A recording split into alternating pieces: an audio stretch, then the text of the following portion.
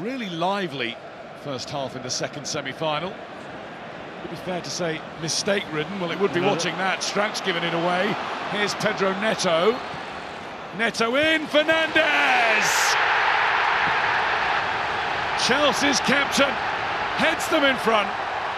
Chelsea have got themselves together to take themselves through to yet another FA Cup final.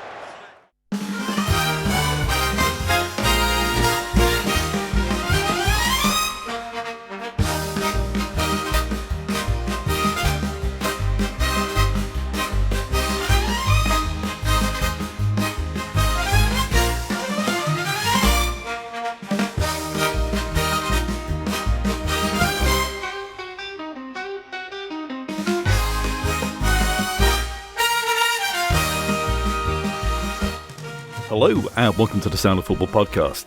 I'm Graham Sibley, and as ever I'm joined by Jan Bilton. Hello. And Terry DeFellon. Hello. Coming down after a weekend of FA Cup semi-finals. Wow, all the magic of the FA Cup. The magic of the FA Cup was all there, wasn't it? And the teams most likely to go through did. But hey, Jan, it's going to be a classic cup final next month, isn't it? A real classic, isn't it, between Manchester City and Chelsea. The most successful clubs of modern times. It's the game that everyone wants to see, isn't it? It's going to be amazing, isn't it? When this all kicked off with, hundreds and hundreds of teams back in the summer. This is all I was looking forward to. I was just thinking, I just want to see a pair of awful cheating clubs playing out the traditional English season closer. Who would not want to see that? Two clubs that are absolutely stinking out English football. It's very, very English modern football, isn't it? You know, the FA Cup is something of a showpiece event still, even to this day. And it's very, very English football that it's being played out by the two cheatiest teams in the Premier League. And as someone said, cheats, it would appear, do prosper. Well, yes. And they are prospering fine, both clubs. I might give it a swerve, this time. Yeah. Not a lie, I might find something else to do than watch old Cheatico. Well, there is going to be plenty of football on the day of the FA Cup final, so you probably won't have to try too hard to avoid it, to be honest. Because it's not at the end of the season, is it? So no, it's not. So there'll be other stuff going on. There'll be other footballing going on. Yeah. For one thing, there'll be life going on. So you can probably just go ahead and do your weekly shop or something like that while it's on. I might take a ferry crossing somewhere, like I did last cup final. Now that's a good way of avoiding it. But who'd want to avoid it? Come on, it's like if you could possibly see Ben Johnson against Lance Armstrong, isn't it? It's that level of cheating, isn't it? Yeah, it is. It is. But, it's the cup final, so I'm still going to watch it. And of course, Manchester City are not guilty of any crime. They haven't been proven guilty, have they yet? And they never will be. Well, we don't know. We don't know. They may have been because the judgment has been made. The judgment was made about 18 months ago. And they still haven't decided what to do with that judgment. It was like the UEFA ban, wasn't it? The UEFA ban that then got reversed. That didn't mean that they were exonerated. It's just meant that City were able to demonstrate a technicality, which got them out of the ban. Yeah. They still cheated. Yes. They just, Yeah, we can still call them cheats because they did cheat. They haven't been punished for cheating, which is even worse. Yeah. So you've got one club that cheated and has yet to receive its punishment, and another club that cheated and received some bullshit punishment. Yes. Minor punishment, an agreement, really, more than anything else. Yes. A settlement, I believe, might be the right expression. And that's where we are, really, with those two clubs. It does take some of the veneer away from the showpiece event, but for many people who don't think about these things and don't consider these things to be of value or important, that is of no regard. The two of the best teams in England, some of the best players in England playing in a showpiece cup final. So, yeah, enjoy it by all means. Well, I managed to avoid both semi-finals largely. I did catch some of the City-Southampton game, and I thought Southampton, from what I saw, gave them a good match. But obviously, both games were on at the same time as Arsenal games. The Saturday game was on at the same time as Arsenal-Newcastle, which was not very entertaining at all, but 3 points is 3 points.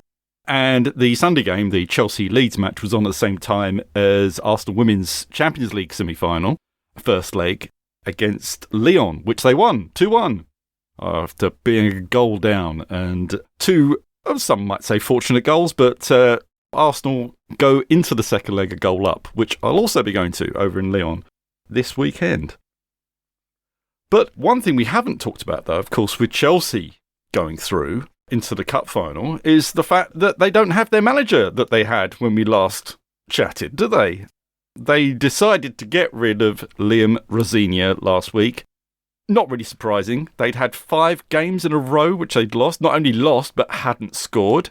So, yeah, that's pretty much a sackable offence at any club, isn't it? But when you haven't really set the world alight there, and he'd only got, another 5.5 years left on his contract. So, he gets to walk away with, I think, a cool 24 million, isn't it, Jan?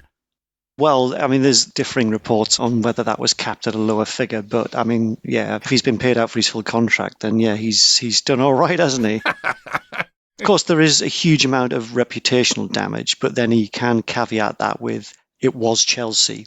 And then everyone will go, yeah, when he's sitting around with Graham Potter and Maresca and Pochettino and all the others, and they'll be going, yeah, we should have done a bit more due diligence when we went there as well.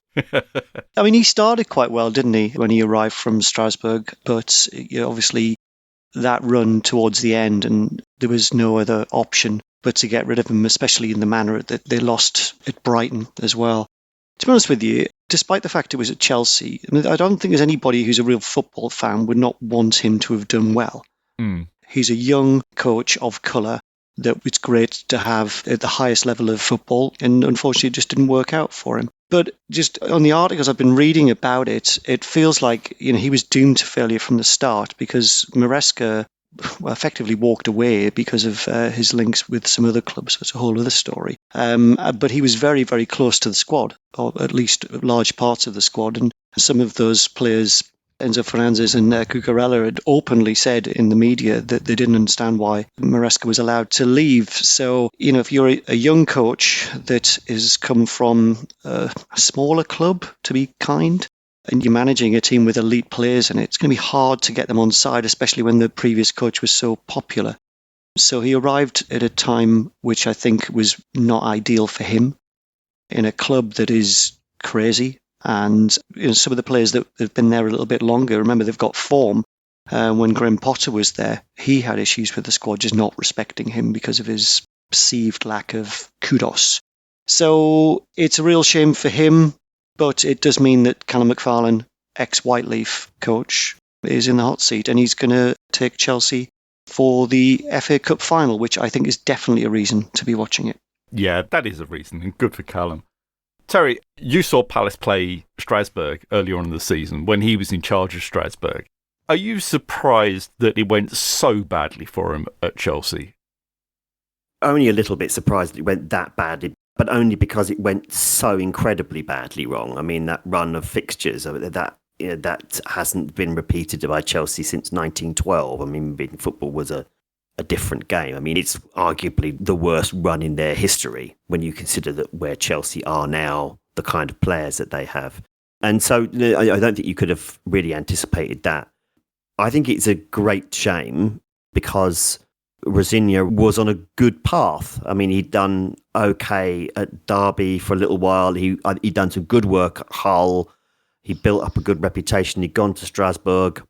That is a difficult club to manage, a difficult situation to manage there, because if you think the Chelsea fans are a bit antagonistic towards Bluco, then you see the Strasbourg fans who absolutely hate. Well, apparently they're kind of divided. The ultras really hate Bluco and would rather be a losing club than be essentially a vassal club for Chelsea, which is really what they are. The more moderate fan base are just enjoying the fact that they've got some good players, they're playing good football and they're winning more matches than they lose. And for a club that's had difficulties down the years, I think that's quite refreshing. So it's probably fair to say that opinion is divided, as it probably is at Chelsea. But Rosenior was doing a decent job there. and had them playing well. I guess I've mentioned a couple of times, I've seen them play against Palace and they played really well. They beat us pretty much fair and square. And so I think that there was always that possibility that he would make that step back into the Premier League. And I think I might have said that it might have been quite nice to have seen him come to Crystal Palace in the summertime, because I think that perhaps that would have been a sensible move for him. But what I didn't anticipate was, well, one, Chelsea failing to manage their relationship with Enzo Maresca, at least until the end of the season. And then him getting this, what on reflection appears to be a massive over-promotion. I think a lot's been said about Rosenior, and a lot of people have poked quite a bit of fun out of him, including myself, about his kind of LinkedIn characteristics. And shall we say, his kind of like modern millennial approach to management and leadership, which is stuff to poke fun of. It is fun to poke fun at. But I think it also underlines that there is a tragedy to this. I mean, I don't imagine he is going to get £24 million from Chelsea. I don't imagine that's the case at all. I think that what will happen is he'll just be kept on the payroll until he finds something else. And now it might well be that is in 5 years' time, in which case he does get fully paid out. But it puts him in a difficult spot. And I think that really, you've got to look at Blue Co. They are responsible here. They are to blame, I think, for this. They've over-promoted. They've transferred somebody from another department into a much larger department with a much bigger budget, much higher expectations, and a way more fractious staff base, if you were to make it corporate, because it feels like a corporate over-promotion, and that's exactly what it is. I think their problems going forward are that really they need an admin guy rather than a manager. I think that Callum will do well there, but I think that that's probably because those players are running the show. And this is one of the situations. Given that the whole idea was to create a kind of like corporatized version of football, what they've actually now got is a much more old school interpretation, and that is where the players are pretty much running the show there. And the manager's job really is to work with the players to arrive at the best system. So I think that the next manager who comes in will have just as many problems unless they have complete respect from the players. It's going to be a tough hire. So when you say an admin type manager, who have you got in mind there? Is Phil Scolari still available?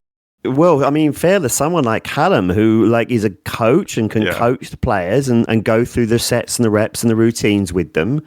But then probably, I mean, I wouldn't be I have no idea, but it wouldn't surprise me to learn that Callum sits down with the senior players in the squad and says, right, well, what do you think, lads? What's the best formation for this match? And who's the best team? Who's the best 11? And maybe there's a future in the game for that. Some of these players, they're not like players of yesteryear where there was this culture where like the manager was the boss, and maybe now the right approach is a more conciliatory approach.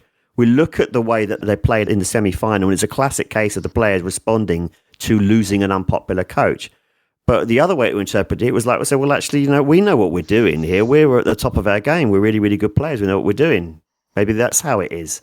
It's Fernandes and Cucurella who are running the show, a la Beckenbauer from the World Cup in 74, where the coach sort of like freaked out and the players, the senior players kind of took control. Maybe that's the long-term future. But I think that it's going to be somebody like Ancelotti, who is a little bit more, leave it to the coaches to do and let the players kind of get on with it. Maybe that kind of more controlled vibe situation. But I still just think it's rough on Rosenior to a certain degree. I mean, I don't think he did himself any favours, but I mean, at the same time, I don't think that necessarily justifies the opprobrium that he got, particularly online. And yeah, it is tough to see another coach of colour, another man of colour, failing at that level. You don't like to see it. It's not good for the health of the game. And I do hope that he's able to find another job, maybe in the Championship, where he can repair his reputation and do some good work. You raise a good point there, Terry, about the players having power. And I went on a bit of a journey with this when I was reading up on it and listened to a few podcasts on it, because I suppose being the age I am, I kind of expect the manager or the head coach to be the guy who makes the decisions. And of course, you're quite right in the modern game that the players have a lot more say in that. There's a reason why they call him a head coach, because he's one of many, isn't he? Ultimately, he make the decision, but it's a kind of a group endeavour. But it did make me think that given the form that the players had when Potter was there, would it not make sense that the players were involved or at least consulted in some way on the decision on the coach they were going to bring in? Because it seems quite a strong group full of strong personalities. And certainly for the next guy that comes in, I think that they need to be consulting with the players, because ultimately, if they're not going to get on with the individual, I mean, this happens in all other walks of life, sure. don't they? The manager's going to come in, it is also assessed by the team as well. So I think that would be quite a smart thing for them to do. And maybe, it might bring in a preferred coach, but ultimately, if the senior players aren't going to get on board, then it's a wasted endeavour, isn't it? Yeah, I wonder if this is another symptom, though, of just the huge squad there, that it is an unmanageable side because of the number of players they've got in there. And, of course, the number of people who've got input on the way that football is played there, the number of sporting directors. I think we've seen this at United as well. So is there perhaps a lack of identity from the top down for the club? And is there just too many players there for a manager or coaches to get the vision of the club, if there even is one, across to the players so that the players have got buy-in? Even if they don't have that, then yeah, they are going to go feral. They are going to sort things out for themselves, whether that's a good idea or not in the long term, because then what happens when one of these players is injured or one of these players gets sold because the club thinks he's got too much power? What happens then? I don't think they will get sold because no one wants to take the hit on their 7-year contracts, do they? The scenario that I projected is the kind of best case scenario and most positive outcome. I think, I suspect the reality is closer to what you suggest, is that there's been an attempt to try and bring in process and it's failed. I mean, they do have obviously very, very good senior players, but they also have an awful lot of young players as well who don't have necessarily had that kind of experience. Yeah. So that needs to be considered. I think Chelsea could be likened in a lot of ways to Real Madrid. But obviously Real Madrid back this up with a lot of trophies and a lot more prestige. But like they tried to bring in Xabi Alonso and the players kind of rejected him. And they've got this same problem. But that has happened more organically. That's the Galactico policy, which has developed over a couple of decades now. Chelsea's just seems like they've tried to do something that's supposed to be very, very process driven, and they've ended up with this. And I don't think that this is what they had. However, the way out might be to say, well, look, actually, do you know what? Let's be more player driven. Let's be more conciliatory in our approach and hire coaches on that basis, especially given that they've put so many of them on such long-term contracts and effectively given them a stake in the club, really, to all intents and purposes. You're giving them a stake in the club. It's in those guys' interest that the club continues to be successful, because otherwise they're going to find themselves stuck in long-term contracts that they can't get out of or find themselves in difficult situations. So yeah, I mean, if you give a guy a 7-year contract, they're going to have an opinion, right? Or are you asking me to stay here for the best part of my career? Yeah, I'm going to have an opinion on how on the direction of this club. Of course you are. Why wouldn't you? There's another way of looking at this, of course, is that maybe Chelsea just continue with the way things are now, which are not much different to they were under Abramovich, because they've won so many trophies over that period of time up to now. It is chaotic, but maybe embrace the chaos because it's yielded results for them. I mean, you don't, any thinking person looking at Chelsea just thinks it's a basket case club, and it is, and it continues to be. But there's no doubting that they've been successful and they've brought in lots of silverware over many, many years. So, it doesn't have to be ordered. Maybe the secret sauce is in the chaos. If all else fails, Graham, they should just keep on cheating. Well, yeah, there is that. But unfortunately, they don't have their endless tap anymore, do they? And without that endless tap, what is going to happen when the money dries up, or when all of the bad decisions that they've made just start having an effect? When they collapse, and I think it's not that far away, I can easily see them having a season that Tottenham are having this season, next season, easily. Because I just think that yes, Terry is rubbing his hands. Obviously, because we are 100% audio, you can't see Terry rubbing his hands. But yes, if he my is. Way, I would have been different. But, well, of course. But hey, come on. Let's not dig that up, eh? Let it go, Terry. Let it go. We're still 100% audio for now, at least. So yes, I do think that there is trouble brewing at that club, even more so. And I think vibing your way out of it isn't going to work for Chelsea. I think we've seen with Tottenham and Man United as well, vibes will only take you so far. And then once things start going really bad, it's very difficult to dig your way out of that hole. So, yeah, troubling times ahead, I think. Well, that's a matter of opinion. Troubling for Chelsea. Yeah. Yes, troubling for Chelsea. Well, there was another piece of news this week. The BBC has decided to cancel Football Focus after 52 years on our screens. So leaving a hole on Saturday lunchtime. Terry, why have the BBC made this decision? Is it because of woke? Is that why they're doing it? Have they cancelled it because of woke? Was Football Focus maybe a bit handsy in the early noughties? No, or is it because Football Focus had gone woke because they put Alex Scott in charge? Alex Scott's the presenter. So they went woke when Alex Scott became the presenter. She's been the presenter for 5 years now, I think. Yeah. And I'm pretty certain that when that happened, there would have been accusations of woke. And yeah, now that maybe this is the BBC introducing some kind of anti-woke policy. I don't know. I suspect the truth is that no one's watching it anymore. Yeah, well, there is that. I mean, I can't remember the last time I watched it, so... Neither can I. Yeah. No, I mean, I have never watched Football Focus when Alex Scott has been presenting it, or the person before that. I think it's been at least a decade since I've sat down and watched Football Focus. Yeah. I have subscription TV. There's actually a football match happening when Football Focus is on the telly, which I'm usually watching, or I'm on my way to Whiteleaf because I... for some reason, still make the trip to Whiteleaf, even though I now live 50-odd miles away. So I'm on a train, normally, when Football Focus is on. So I don't know what your guys' excuse is, but, I mean, there's other reasons, there's other things to be doing. And that's just me, and I would probably suggest that us guys, are probably still in that kind of audience zone where Football Focus would still be something that you would read. It's got legacy fan kind of written all over it. I don't think the kids would watch Football Focus. No. Yeah, and I guess when you were a kid, though, you were glued to Football Focus. I mean, you would have been probably watching David Icke and letting all the information that he was coming out with sink in, hearing his messages. Is that right? Yeah. Have I got the image of a young Jan right there?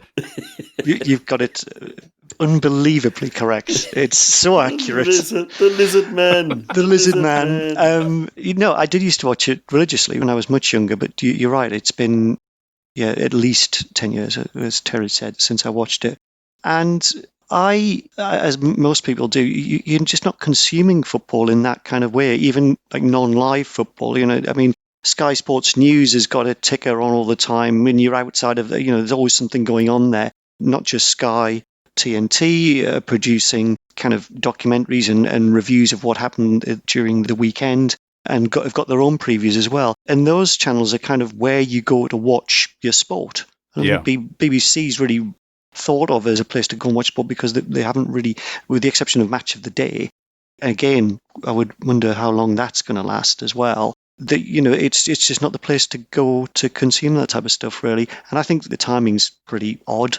I'm surprised that they maybe just got rid of it and didn't put it online and put it on the iPlayer and you can watch it whenever you want then. And that's a bit more in keeping with how people consume, any kind of entertainment.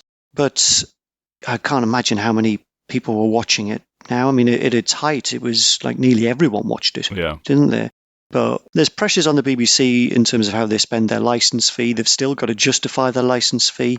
And if they've got to show however long it's been going on, but no one's watching it, then it's got to go, really, hasn't it? I suppose it is a bit old hat, isn't it? I mean, really, you're right. We've got 24-hour rolling news channels now. Why on earth would anybody be like giving up their time to listen to half an hour or so of analysis of what happened over the last week in football? I mean, it just sounds ridiculous, doesn't it, Terry? Utterly ridiculous.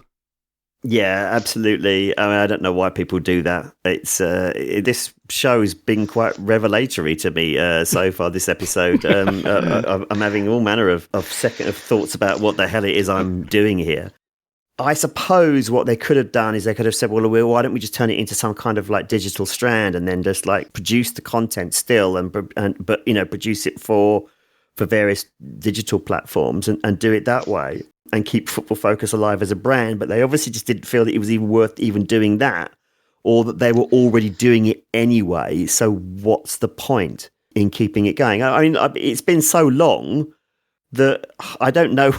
We don't know what's on it. I assume it's still the magazines type show. So yeah, it's a bit of news analysis. You'll be have like features, interviews, and things like that, which probably the BBC just does as a matter of course in its content creation anyway, and then it puts it out for an hour. But it probably is also available on other platforms anyway, and is actually being watched by the kids anyway. It just sort of like suggests it's another passing of an institution and of a way of ingesting football media and consuming football media that has moved on now and is somewhat redundant. The ironic thing about that, the lunchtime football analysis slot, although, you know, in a way dominated by Football Focus, but in another way, for a certain generation of fans, you actually think of the show on the other side, which was Saint and Greavesy back in the 80s and 90s, which I think really actually defined that football magazine show. And it did so, and this is going to sound awful because it's perhaps suggesting shade on Alex Scott, but it's not, because the Football Focus has always been like this. ITV went down this kind of incredibly powerful populist route of having these two pundits on who had tremendous chemistry, would often talk complete rubbish, but at the same time, both played the game to a level that nobody could ever reproach them for. I mean, like, both excellent footballers in their day, and also incredibly entertaining broadcasters. You'd have Jimmy Greaves coming out with some kind of populist guff, and then you just like have like Ian St John just like chuckling along and then feeding him lines. Now, does that sound familiar to anyone? I mean, like, that is not a format that is dead. That format is now 24 hours. That's TalkSport, basically. Yeah. It was a proto TalkSport. And conversely, on the other side, you'd have Bob Wilson sat there doing a very, very straight, very, very BBC, very national broadcaster, very formal guy in a suit kind of thing. And I'm not sure the show ever really moved on from that in terms of its tone and its soul. I always think that the St Greaves' predecessor was on the ball, which was always, I found, a lot more interesting, the way of doing that kind of magazine show. So perhaps a lot of it is because the Football Focus just like has actually always been a bit of a naff show. It's just that no one's watching it now because there's other stuff on, and that's way of looking at it. But again, I've not seen it in years, so I've got no idea what I'm talking about. No, but it's. I mean, that said, I've not watched Sky Sports News in years because that's from another time as well. Yeah. Yeah, I mean, I about 6 months ago, I started watching Sky Sports News every single morning because I was increasingly depressed by what was actually happening in the world. So I just wanted something to take my mind off it. And actually, they do a back page review just before I leave to get the train for work. It was just perfect when I'm having a cup of coffee and trying to wake up. But yeah, back to Football Focus. It didn't make me think going back that it wasn't always brilliant, because it was always quite general, wasn't it? And so you'd pitch up, and obviously there was, you were restricted on what you could. There was only 4 channels back then when I was watching it. If something of interest wasn't on the running order when they've opened the show, you were kind of like, well, what's the point in watching anyway? And I think as time has gone on, with multi-channel TV and things like that, things have become much more specialist. So you can kind of watch what you want to watch. And kind of at the moment, if you support a professional club, you can probably watch them once a week, given what the various providers are pushing out. And as well as that, there's the other content which I mentioned, docs and stuff that clubs are making, like, Welcome to Wrexham and all the others. You can consume that, and it's very, very specialist. And then the clubs have got their own social channels as well. So you can kind of go to what you want, wherever you want, and you may have to pay a little bit if you're watching it on one of the satellite broadcasters, but you can get a lot of stuff that's fairly inexpensive or free to watch, and it's just as entertaining, really. But you also have shows like The Overlap. Yeah. But they're maybe not quite magazine style, but like clearly discussion shows and analysis shows. Sky Sports and TalkSport are forever clipping what they think might be compelling content onto video platforms and to social platforms. I don't remember ever seeing that with the BBC and Football Focus. There clearly is an audience, happily for us, for people who would like to just sit there and listen to or watch people talking about football. It's just the way in which it's presented. I think if St. Greavesy existed now, it would exist. It might possibly be as a sort of YouTube show rather than a digital show. There'll be loads and loads of clips online, flooded with clips online about, particularly, insightful moments or funny moments or silly moments that they always want to do. That in many ways, these are the inheritors of those kind of shows. It just feels like Football Focus just never got that. And maybe that's a reflection also on the BBC. Maybe it just does because it's the state broadcaster. It just doesn't see itself in that way. But there's plenty of room for football chat, and we get it all the time. It's just that for some reason, Football Focus has failed to cut through. So we're all fine, lads. As long as we can stay down with the kids, then we should be fine. But it is shows like this that are part of the. I'm not saying that we brought down Football Focus, but you can pick and choose. You don't have to pitch up at a certain time and watch what's being broadcast. You can consume podcasts and it's on your phone or you can watch stuff on your phone, even on the train on the way up to Whiteleaf. Yeah. So it's I think it had its time. I'm surprised it lasted as long as it did, really. Well, I suppose as much as anything, it is the whole thing about media as a social phenomenon as well, isn't it? Because we all know growing up with Football Focus, but we're moving into an age of media where we don't have that collective experience, where families are all watching separate screens at home. No one is really sharing what's actually going on apart from little clips online. So, and as you say, Football Focus is not part of that, because it's up to other content creators who are creating these clips specifically to share on social media as well. That's the closest thing you've got to a shared experience, and that's really only in the narrow world of whatever online social media bubble or TikTok algorithm that you've curated for yourself. On live events. I mean, one reason why live football. The actual football, is the shared experience, particularly, and we'll get that during the World Cup and shows like The Traitors and live event TV. Basically, that's what brings people together. But the rest of it is just, as you say, algorithmically driven, and that's why sport continues to be popular with broadcasters, because there is a need for them to try and get multiple demographics together around a single screen in order to sell their advertising. BBC work somewhat differently, but nevertheless, it's pretty much the same principle. The more I think about it, the more I feel as though perhaps Football Focus has been let down a bit by the BBC, by BBC Sport. There would have been an opportunity to have done something with that show and said, what should we do with this show to make it more relevant? Why is everybody else watching these football talk shows, and why are they not talking about watching our one? And what could we do to change that? And you wonder whether or not they just couldn't be asked. Yeah, we see that's why Gary Neville bought out Goldbridge, wasn't it? It's worth pointing that out. Gary Neville has bought out Goldbridge, and that dude, all he does is talk about football. I mean, there is a large cohort of people who love that guy. Of course there is. And there are all large cohort of people who hate him, but they still watch him anyway. I mean, this is like football chat, gold, isn't it? To have somebody who can polarize opinion and yet still be compelling to watch. This stuff has been going on for ages. It just feels that they looked at Football Focus and said, nah, it's too bland, and we can't be asked to unbland it and make it interesting. And it's a shame, for Alex Scott, because it was her show. I hope that she embarks upon a new project. And apparently the BBC have said that they are going to be launching a new show with her. So that is quite good news. Well, I suppose we could all tune in on Saturday lunchtime to watch Football Focus, but there's actual football to watch instead. So, you can watch it if you like, but actual football, people kicking balls, scoring goals, hopefully. 12:30 on Saturday is going to be the final round of fixtures in the Championship. Jan, very, very, very big day in the Championship.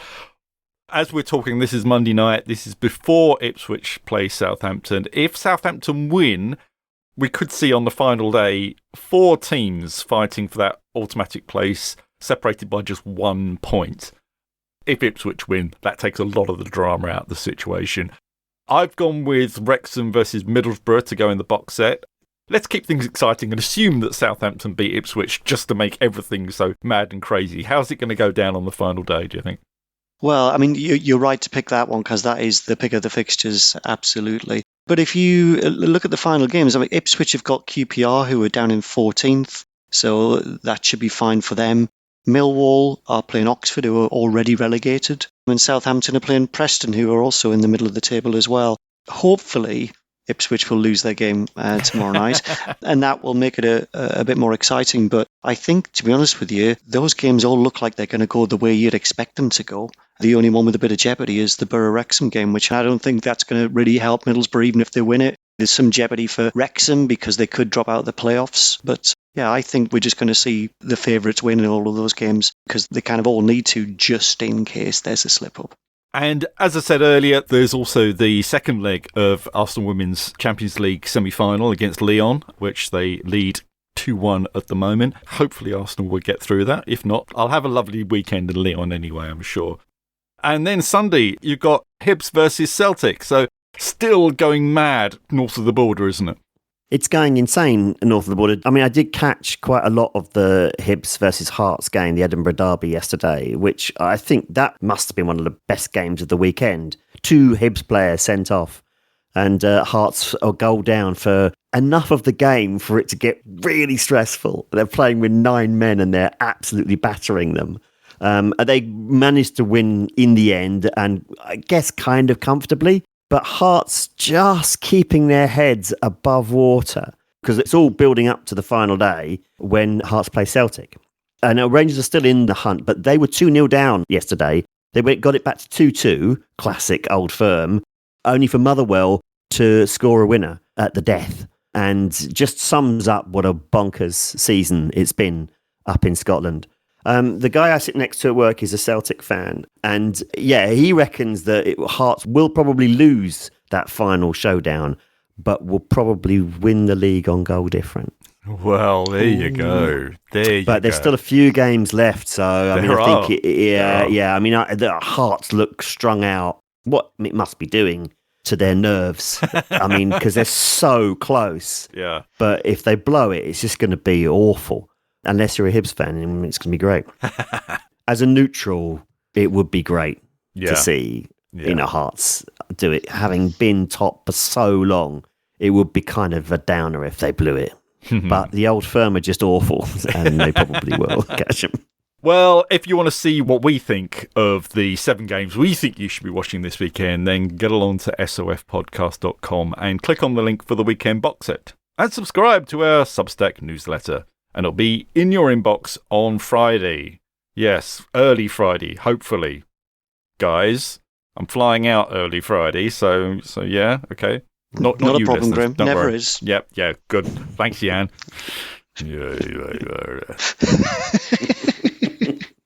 But that is all we have time for this week. So from me, Graham Sibley, from Jan Bilton, and from Terry DeFellon, it's goodbye. Goodbye. Goodbye.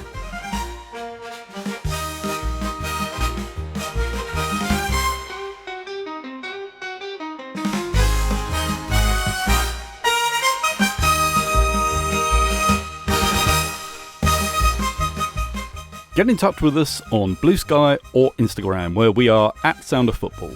Or go to sofpodcast.com. Like us, share us, rate us and review us. Do it now!